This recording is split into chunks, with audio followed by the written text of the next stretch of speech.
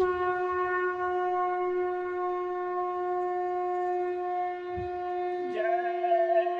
गुरुदेव। जय गुरुदेव। गुरुदेव जय गुरुदेव। मेरे सतगुरु जी आ जाओ, कहीं देर ना हो जाए, कहीं देर ना हो जाए, कहीं डूब न जाए नैया मेरी, नैया पार लगाओ। मेरे सतगुरु जी आ जाओ, कहीं देर ना हो जाए, कहीं देर ना हो जाए, कहीं डूब न जाए नैया मेरी, नैया पार लगाओ। मेरा तेरे सिवा ना कोई और है, ना कोई और है। मेरा तेरे सिवा ना कोई और है, ना कोई और है। मुझे तेरा सहारा दाता, नैया कमजोर है, नैया कमजोर है। मुझे तेरा सहारा दाता, नैया कमजोर है, नैया कमजोर है। एक बार मेरे सतगुरु जी मुझे पार लगा जाओ, मुझे पार लगा जाओ, कहीं डूब न जाए नैया मेरी, नैया पार लगाओ। एक बार मेरे सतगुरु जी मुझे पार लगा जाओ, मुझे पार लगा जाओ, कहीं डूब न जाए नैया मेरी, नैया पार लगाओ। तू मेरा मेरे सतगुरु जी, मैं तेरी हो गई, मैं तेरी हो गई। तू मेरा मेरे सतगुरु जी, मैं तेरी हो गई, मैं तेरी हो गई। मैं बन जोगन मेरे दाता, तेरी सेवक हो गई, तेरी सेवक हो गई। मैं बन जोगन मेरे दाता, तेरी सेवक हो गई, तेरी सेवक हो गई। मेरे सतगुरु मर्जी तेरी, एक बार तो आ जाओ, एक बार तो आ जाओ, कहीं डूब न जाए नैया मेरी, नैया पार लगाओ। मेरे सतगुरु मर्जी तेरी, एक बार तो आ जाओ, एक बार तो आ जाओ, कहीं डूब न जाए नैया मेरी, नैया पार लगाओ। अब टहल दीवाना तेरे चरणों में आ गया, चरणों में आ गया। अब टहल दीवाना तेरे चरणों में आ गया, चरणों में आ गया। तेरे चरण कमल में दाता अर्जी लगा गया, अर्जी लगा गया। तेरे चरण कमल में दाता अर्जी लगा गया, अर्जी लगा गया। अब सुन लो अर्ज हमारी, अब सुन लो अर्ज हमारी, दुख दर्द मिटा जाओ, दुख दर्द मिटा जाओ, कहीं डूब न जाए नैया मेरी, नैया पार लगाओ।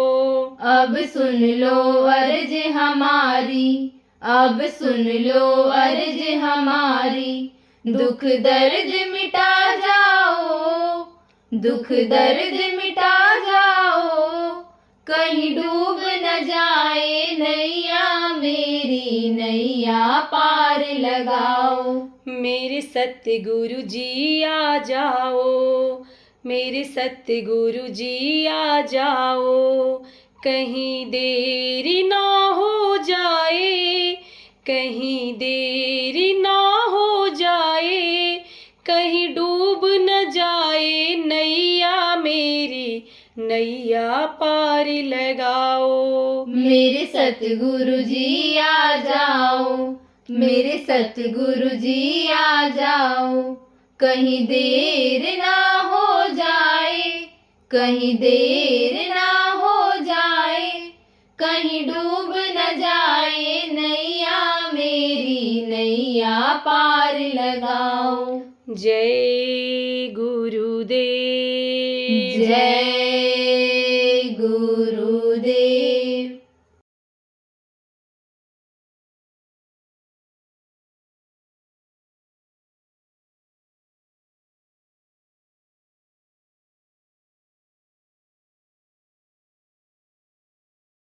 मासिक भंडारा क्यों चालू किया गया?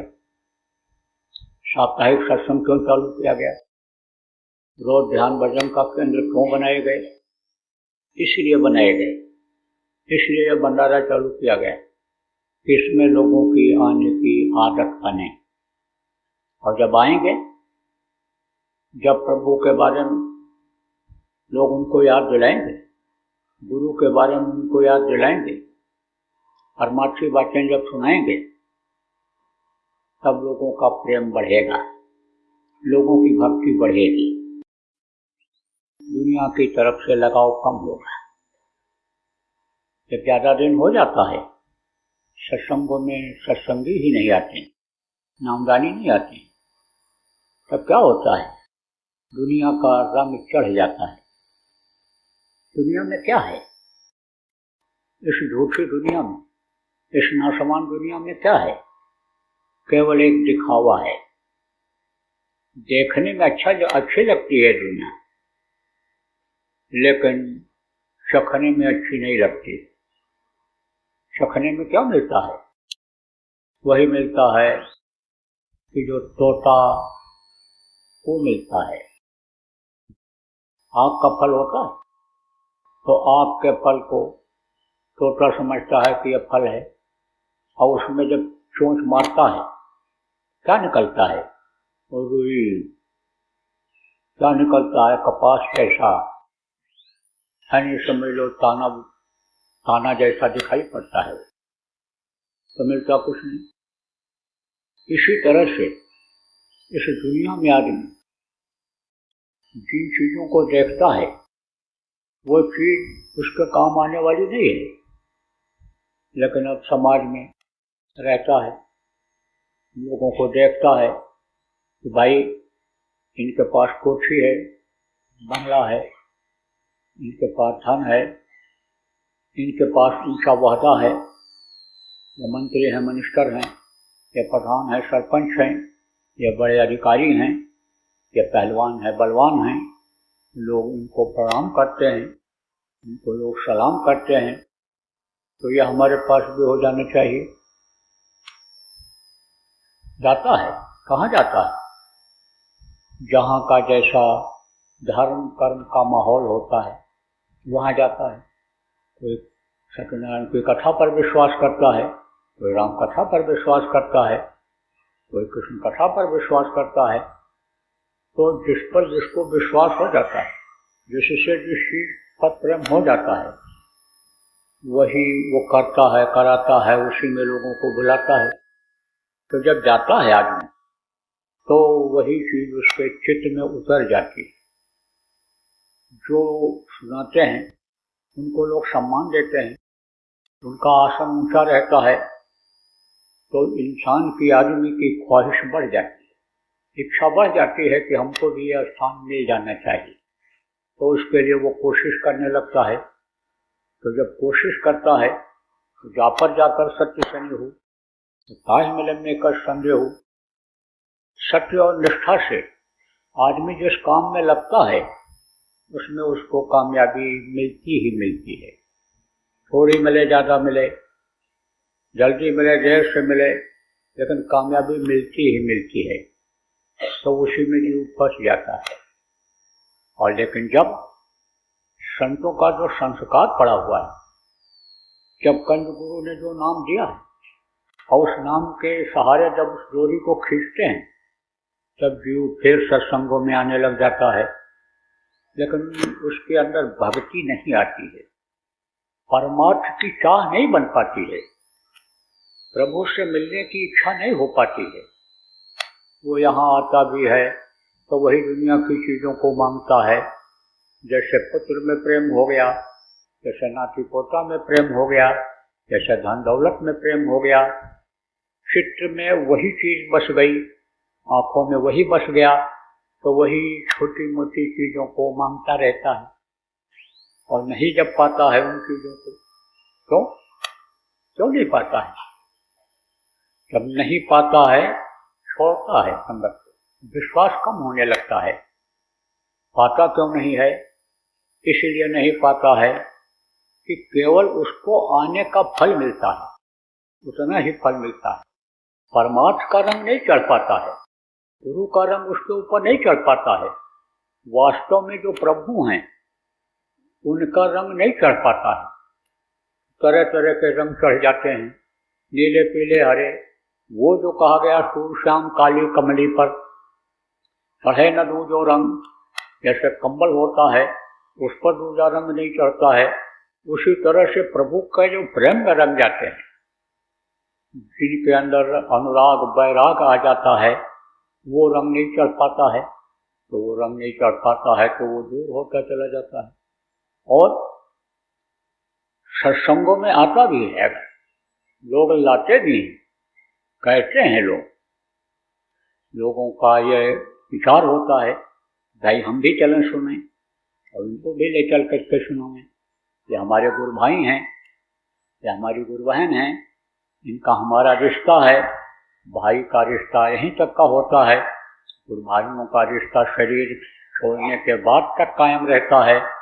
अपने सगे भाई बहन यहीं याद आते हैं, लेकिन गुरु भाई और गुरु बहन मरने के बाद भी याद आते हैं, मिलते हैं, तो हम उनको ले चलें। तो आता तो है लेकिन मन कहाँ लगा रहता है? उन्हीं चीज़ों में जहाँ पानी समझो रहता था, जो करता था उन्हीं चीज़ों में। तो ये वचन जो संतों के होते हैं, समर्थ गुरु वक्त गुरु के होते हैं, वो जल्दी समझ में नहीं आते हैं उसके। क्यों? आपको एक दृष्टांत सुनाता हूँ, इससे आपके समझ में आ जाएगा। एक गांव का आदमी जा रहा था शहर की तरफ, तो एक कुएं में गिर गया। वहाँ सूखा हुआ था। जब गिरने लगा तो एक डाल ऐसे उसमें से निकली हुई थी, उसको पकड़ करके लटक गया। थोड़ी देर तक तो उसका शरीर हिलता रहा। जब शरीर का हिलना बंद हुआ तो नीचे की तरफ देखा, एक सांप बैठा हुआ है और उसी को देख रहा है। डर गया, ये तो सांप बैठा हुआ है और अगर मैं नीचे गिर गया तो सांप मुझे काट लेगा, मैं मर जाऊंगा। तो अब डर से उसका मुंह खुल गया, और मुंह जब खुल गया तब फिर उसने देखा उधर, फिर जहां से डाल निकल रही थी कि दो चूहे बैठे हुए डाल को काट रहे हैं। एक सफेद रंग का चूहा है और दूसरा यानी काले रंग का, और दोनों अनवरत माने लगातार डाल को काटने में लगे हुए हैं। अब उसके अंदर और भय पैदा हुआ कि भाई डाल को ये चूहे काट देंगे और मैं नीचे गिर जाऊंगा, सांप मुझे काट लेगा, मैं मर जाऊंगा। मरने से सब लोग डरते हैं, कौन नहीं डरता है? वही लोग नहीं डरते हैं जो दिन भर में कई बार मरते और जीते हैं, जो साधक होते हैं, साधना करते हैं, गुरु के आदेश का पालन करते हैं, अपनी जीवात्मा को इस शरीर से निकाल कर बाहर ले जाते हैं, ये शरीर निर्जीव होता है, वो तो नहीं डरते हैं। नहीं तो बाकी सब लोग डरते हैं। तो डर पैदा हो गया उसको कि कहीं ऐसा न हो ये डाल कट जाए चूहा और ये काट ले या सांप काट ले, मैं मर जाऊं। फिर उसने देखा उसी डाल में एक मधुमक्खियों का छत्ता लगा हुआ है, उसको देख ही रहा था। तब तक खुले हुए मुंह में एक बूंद मधु, एक बूंद शहद उसके मुंह में गिर गई। बोला ये तो बहुत अच्छी चीज है, बड़ी मीठी चीज है, ये तो बाहर हमको कभी मिली ही नहीं।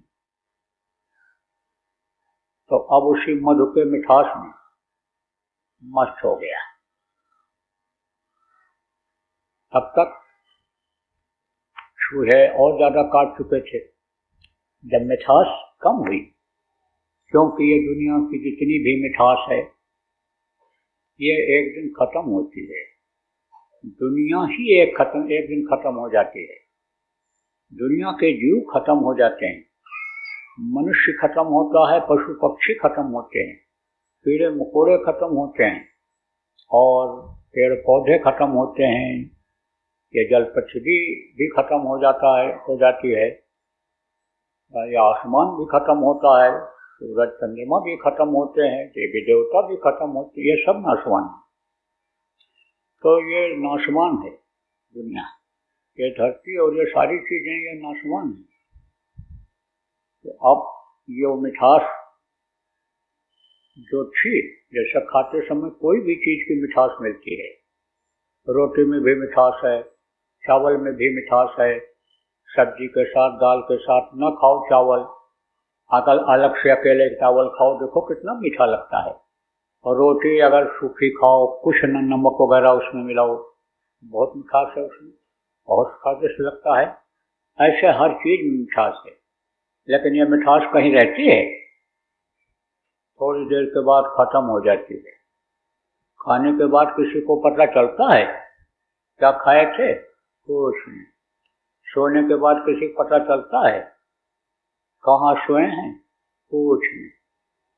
चाहे कोई बढ़िया से बढ़िया खाए, 36 प्रकार का भोजन ग्रहण करे, चाहे कोई मोटे से मोटे गद्दे पर सोवे, लेकिन सुबह उठने के बाद पता चलेगा सबको नींद आएगी। जमीन पर बिछा के सोने वाला, चटाई बिछा करके सोने वाला भी सुबह जब उठेगा तरोताजा महसूस करेगा और आराम से सोएगा रात में। और मोटे गद्दे पर सोने वाला, महल में सोने वाला भी सुबह उठेगा तो तरोताजा महसूस करेगा, उसको भी नींद आएगी। और भोजन सुगंधित खाने वाला सुबह जब जाएगा मल त्याग करने के लिए, गंदगी निकालने के लिए, तो किसी का खुशबूदार निकलेगा, सबका बदबूदार निकलेगा। लेकिन खाने सोने के चक्कर में ही आदमी अपने लक्ष्य को भूल रहा है, अपने उद्देश्य को भूल रहा है, मनुष्य शरीर, देव दुर्लभ शरीर पाने के मतलब को भूल रहा है। तो मैं आपको बता रहा था कि मधु की मिठास हुई खत्म। जब मधु की मिठास खत्म हुई तब उसको याद आया कि भाई चूहे को देखें कितना काट लिए, काफी काट रहे थे, बड़ी तेजी से काट रहे थे। अब उसको ये विश्वास हो गया कि काटेंगे ये चूहे, मानेंगे नहीं, नीचे मैं गिरूंगा, सांप काटेगा, मैं मरूंगा।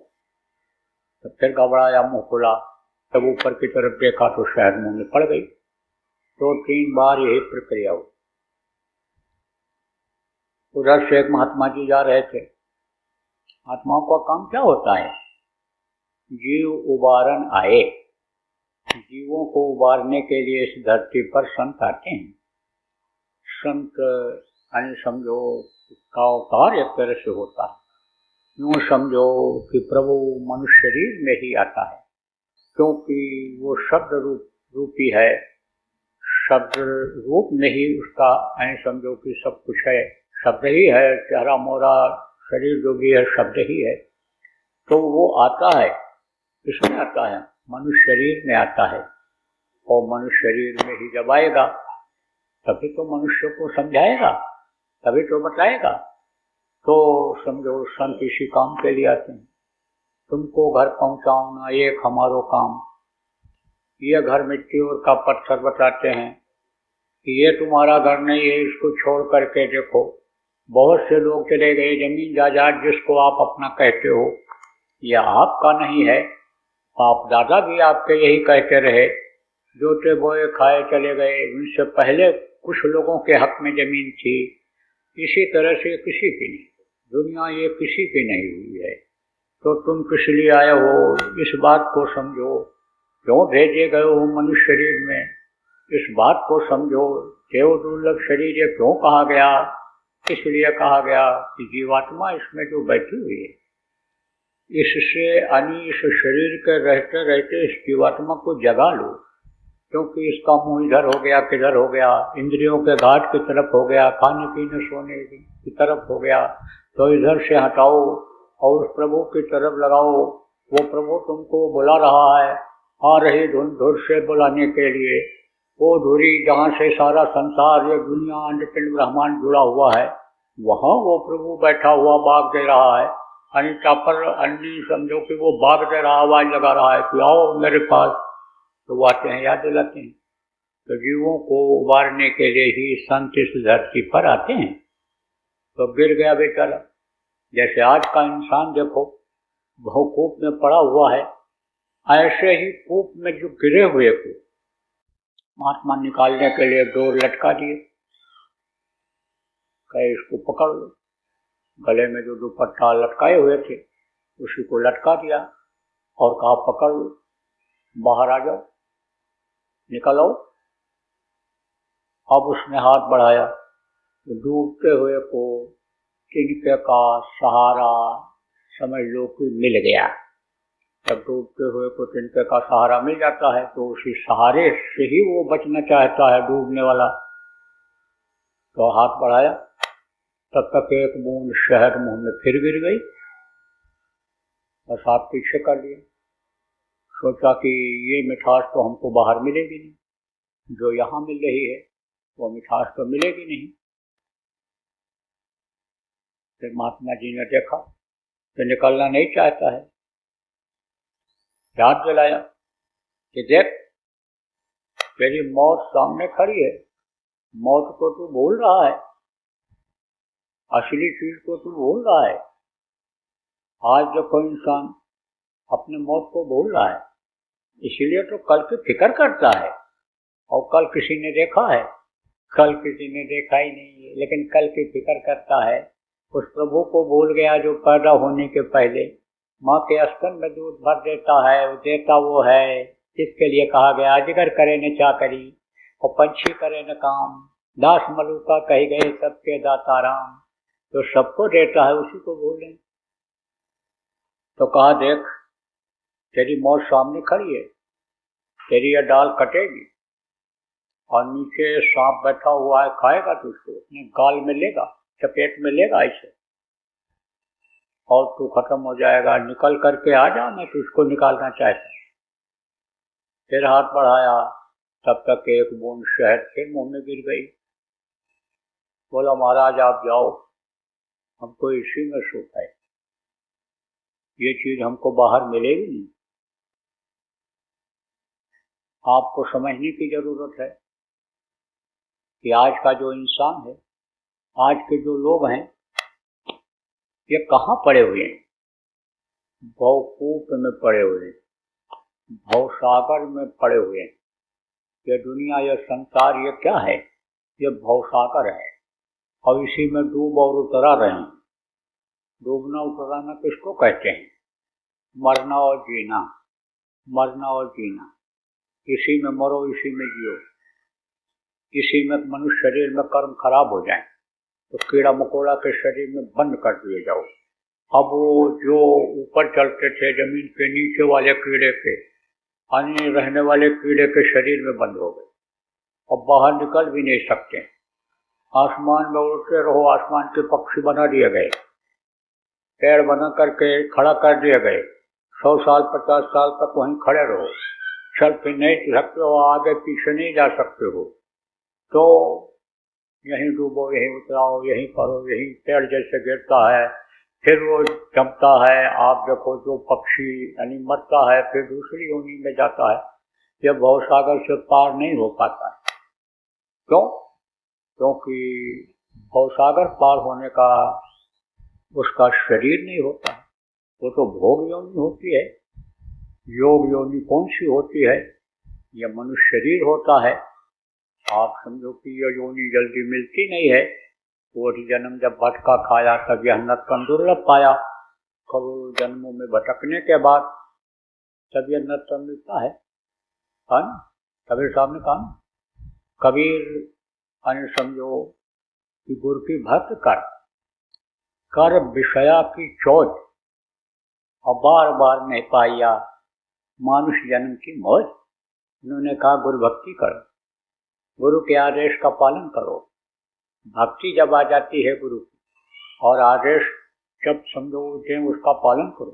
क्यों? क्योंकि यह मनुष्य शरीर पे जल्दी मिलने वाला नहीं है, तो ये मनुष्य शरीर जल्दी मिलेगा नहीं। और भवसागर पार होने का रास्ता इसी मनुष्य शरीर में है।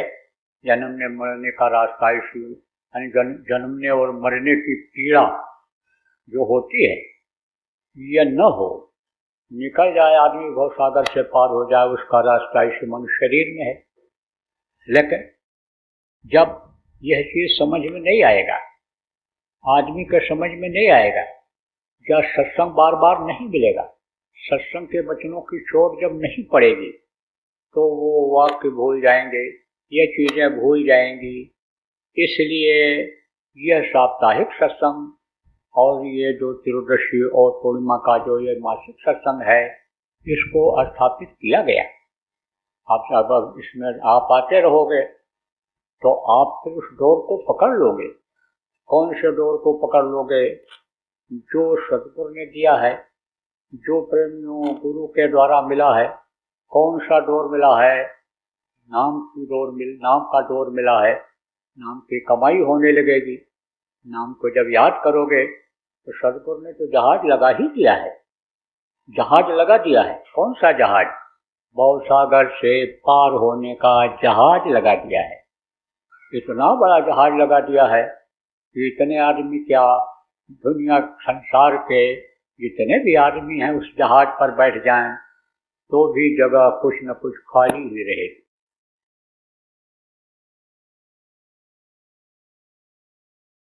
लक्षण सब दिखाई पड़ रहे हैं।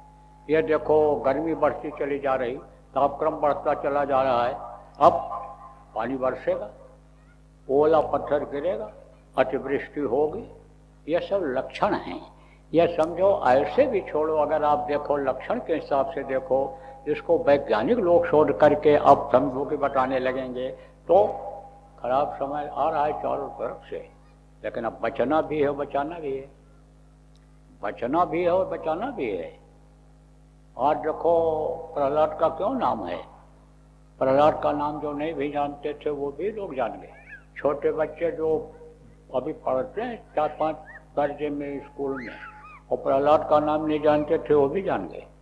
उनको जब घर वालों ने ही बताया कि प्रहलाद बच गए थे और होलिका जल गई थी, अत्याचार का अंत हो गया था, और जो है यानी भक्त की रक्षा हो गई थी, न्याय की जीत हो गई, सत्य की जीत हो गई थी, तो प्रहलाद का नाम वो भी जान गए। अब ये समझो प्रहलाद में अगर शक्ति न होती तो कैसे बचते? कैसी शक्ति? भक्ति की ही शक्ति सही, लेकिन कुछ शक्ति तो थी बचने की, तब तो जान बच गई। और नहीं तो होलिका जला डालती, इनको खुद निकल जाती या जल जाते। ऐसे बचने की भी जरूरत है और बचाने की भी जरूरत है। जय गुरुदेव। सरकारी व गैर सरकारी अनुदान के लिए बिना सत्संगियों के सहयोग द्वारा जनहित के कार्यों में लगी हुई बाबा जय गुरुदेव धर्म विकास संस्था का मुख्यालय पिंगलेश्वर रेलवे स्टेशन के सामने मक्सी रोड, उज्जैन, मध्य प्रदेश में है। यहाँ पर सत्संग व नामदान का कार्यक्रम होता रहता है। अतः आप श्रोताओं से अनुरोध है कि बाबा उमाकांत जी महाराज के आश्रम उज्जैन एक बार परिवार सहित जरूर पधारिएगा। आपके सुझाव के लिए व्हाट्सएप नंबर 9575600700। जय गुरुदेव।